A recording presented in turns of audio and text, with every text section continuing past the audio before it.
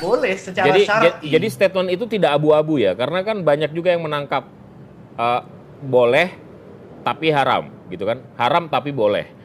Tapi kalau ada penggantinya, sebenarnya nggak pakai tapi.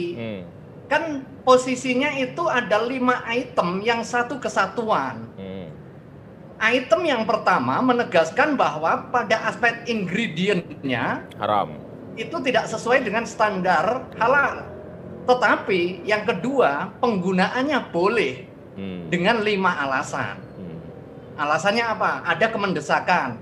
Kemudian yang kedua ada kebutuhan untuk kepentingan mewujudkan herd immunity. Yang ketiga ada jaminan keamanan dari pemerintah, di dalam hal ini Badan POM. Kemudian ada penjelasan bahwa vaksin yang halal dan suci itu nggak cukup. Kemudian yang kelima terkait dengan aspek kemendesakan kalau tidak divaksin akan menimbulkan bahaya atau doror. Nah, 5 aspek inilah yang kemudian menjadi faktor pemboleh. Dan itu juga tidak bertentangan dengan apa yang sementara ini dianggap sebagai berhadapan begitu kayak fatwa di Timur Tengah. Timur Tengah itu yang jadi isu juga kebolehan.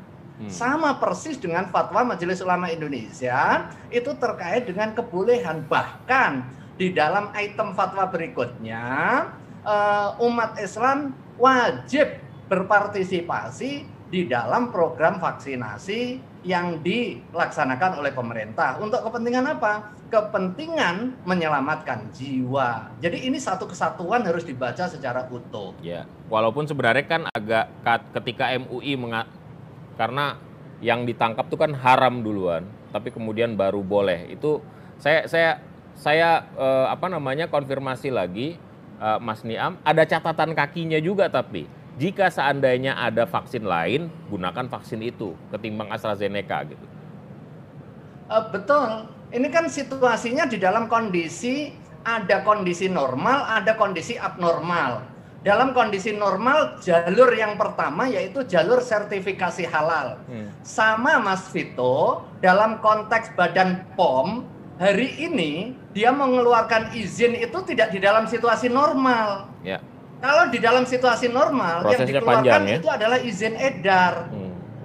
Sementara hari ini Badan POM mengeluarkannya bukan izin edar, tetapi IUE, jadi otorisasi penggunaan dalam situasi darurat atau emergency use authorization. Sekarang situasinya memang situasi darurat. Dalam kondisi normal nanti nggak berlaku itu IUE.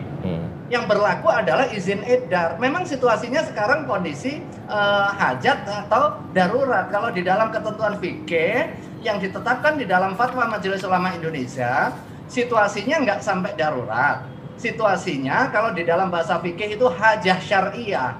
Grade-nya di bawah darurat, tetapi dia sudah sudah bisa membolehkan sesuatu yang asalnya terlarang. Nah, dalam situasi aspek keamanan yang dilakukan oleh Badan POM, kalau kondisi normal pasti nggak boleh. Dia harus melewati fase uji macam-macam. Yeah. Tetapi karena situasinya hari ini masih di dalam situasi wabah, di dalam situasi kemendesakan, kalau saya mengakses datanya di Badan POM untuk kepentingan syarat mengeluarkan emergency use authorization, harus ada 5 kondisi juga. Kondisi yang pertama, pemerintah dia harus menetapkan situasi darurat hari ini dan pemerintah sudah mengeluarkan. Nah, prinsip itu saya kira yang harus dipahami. Begitu dalam kondisi normal, maka kemudian balik normal. Kan tapi kondisinya nggak akan mungkin normal karena kita pandemi kan. Iya, makanya itu. Jadi fatwa hari ini pada hakikatnya bukan sesuatu yang baru bagi Majelis Ulama Indonesia di dalam menetapkan fatwa terkait dengan vaksin. Tahun 2000, Majelis Ulama Indonesia menetapkan fatwa terkait dengan vaksin polio. Yeah. Waktu itu kondisinya juga outbreak. Kemudian Majelis Ulama Indonesia melakukan pemeriksaan. Sama kasusnya, menemukan unsur yang tidak sesuai dengan standar halal. Kita tetapkan haram tapi boleh. Okay. Kemudian 2005 ada polio menggunakan injeksi atau IPV. Setelah itu yang terakhir tahun 2009 itu fatwa terkait dengan vaksin meningitis yang dari GSK atau GlaxoSmithKline dari Belgia. Di situ menggunakan tripsin juga yang berasal dari babi. Kita nyatakan haram, tapi boleh karena nggak ada yang lain. Baru kemudian tahun 2010, begitu ada yang lain, yaitu dari China, Tianyuan dan Novartis dari Italia, begitu dilakukan proses auditing, dia tidak memanfaatkan tripsin dari babi di dalam proses produksinya. Dan kemudian memenuhi standar tathir syar'i atau pensucian secara syar'i.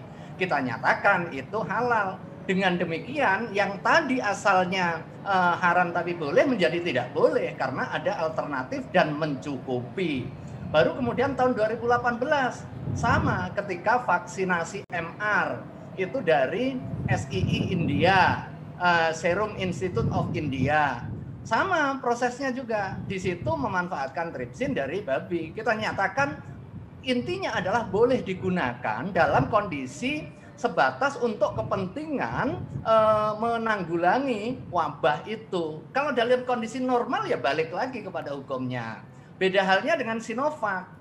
Sinovac dari awal sudah memenuhi standar halal begitu, sehingga tidak perlu mengeluarkan aspek haram tapi boleh. Dia boleh digunakan sepanjang memenuhi standar keamanan. Baik.